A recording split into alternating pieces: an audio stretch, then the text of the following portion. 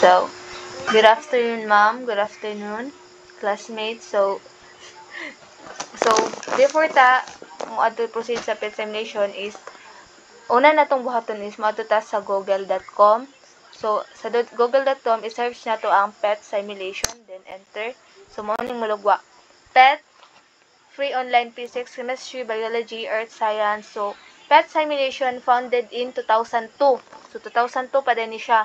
By Nobel laureate Carl Wieman, the PET Interactive Simulations Project at the University of Colorado Boulder creates a free interactive about different subjects. So, first, let us define. So, what are PET simulations? So, it is an interactive computer programs that allow users to explore scientific and mathematical concepts in a virtual environment. They are designed to be intuitive and engaging, using game-like elements to motivate learners and encourage them to experiment with different variables. So, here as you can see, explore. So, let's explore here in PET simulation. So there are different subjects here: physics, chemistry, math, earth science, and biology. So there are many features in PET simulations: the interactive elements, visual representations, real-world connections, multiple representation, open source, and maraming benepisyo yung PET simulation. It engaging and motivating learners, hands-on learning, visual learning, differentiated instruction, and cost-effective. So now, let's try the math. So, ma-explore ta. So, pag enter nimo sa math, mao ni siya ang mulugwa. So, ito yung lalabas. So, let's try specify sa nato kung anong grade level. So, elementary school atong i-try na tong elementary school. So, i-try na to ning number compare. So, here mahibalan nato ang greater than, less than, ug equal. Unsay na. So, mao ning mulugwa guys ha. Wow, nice siya. Mao ni siya mulugwa sa number compare. So, what if butang data diri og 2 dogs daw. Try na to butang og 2 dogs. And here is 3 dogs. So, mao na siya. So, narang result guys, nara siyang result. So, 2 is less than 3 because 3 is greater than the number 2. So, mas dako ang 3 kaysa 2. So, what if we add 1 dog to the left side? So, the answer is equal. So, 3 is equal to 3. So, ingana lang siya ka simple. Ingana lang siya. So, mag-try na paglain object. So, apple na pod. So, what if we add 1 apple, 2 apples, and here, 1 apple.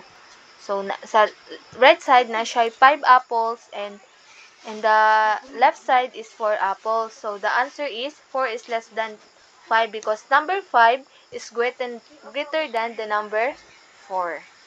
So, yung ani lang siya ka nice ug kasayon. So, magtuplok-tuplok lang ang mga bata ani. Magtuplok-tuplok lang sila kung magbutang tag 3 diri, tuplok na pod diri magbutang na pod sila kuan kung pila pwede ni siya magamit especially sa mga elementary kay mura ra sila nagdula-dula ani pero maka-learn ang mga bata. So 3 is equal to 3. So let's try another na naman. So here loading pa. So dito sa number play.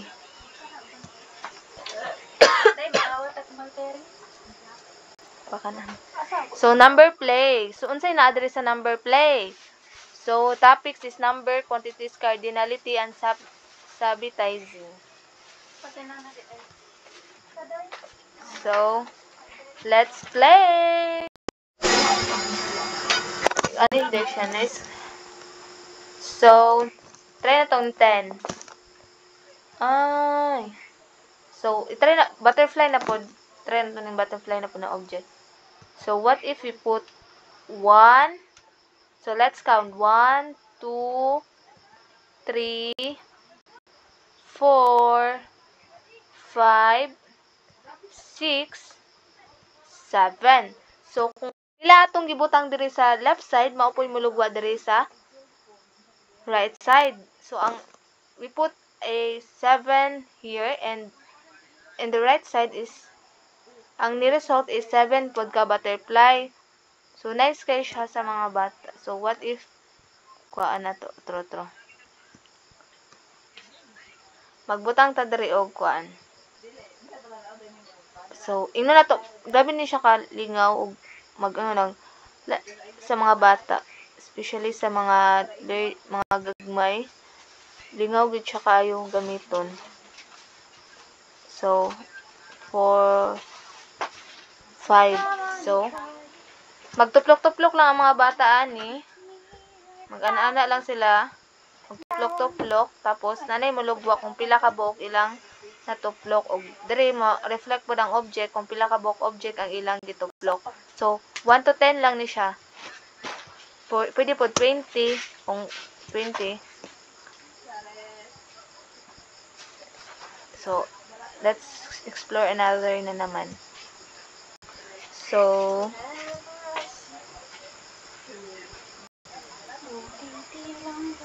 kung sa man ato ang itry. Pwede ra day mag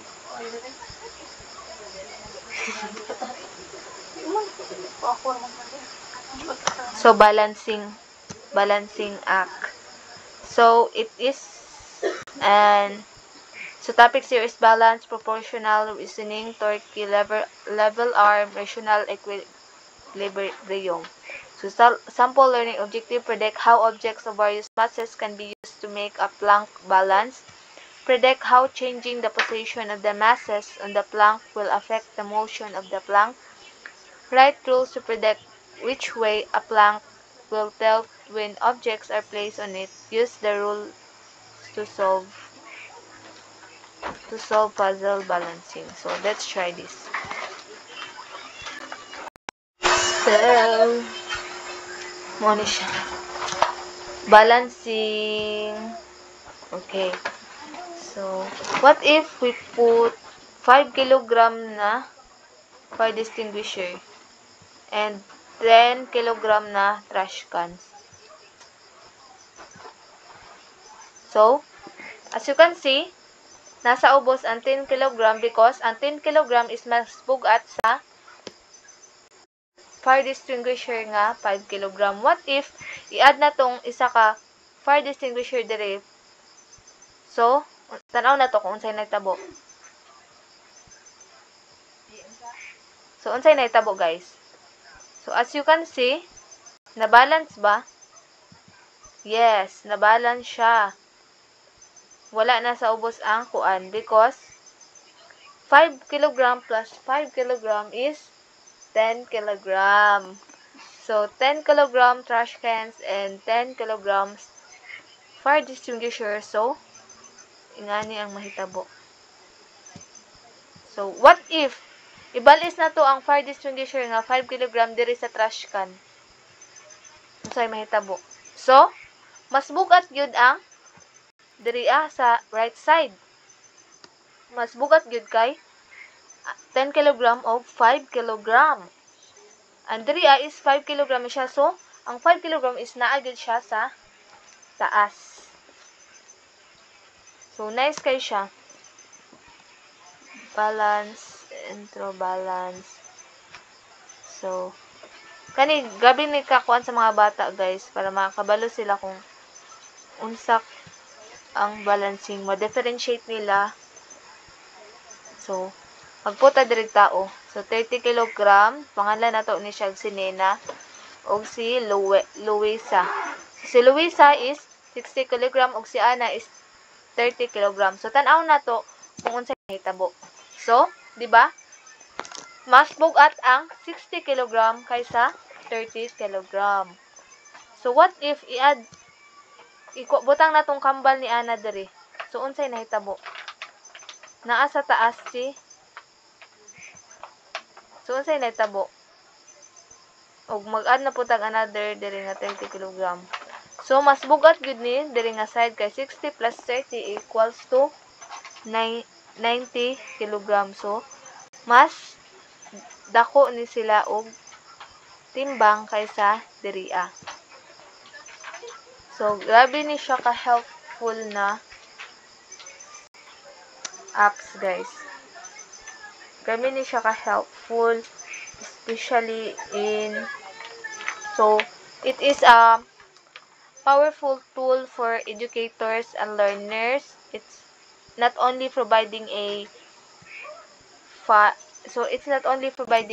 kuan lang lessons, but it also providing a fun, engaging, and effective way to explore science and math concept. By using this simulation, educators can create interactive and dynamic learning experiences to help students develop a deeper understanding of the world around them. So that's all, ma'am. Thank you. And nalingaw pud ko.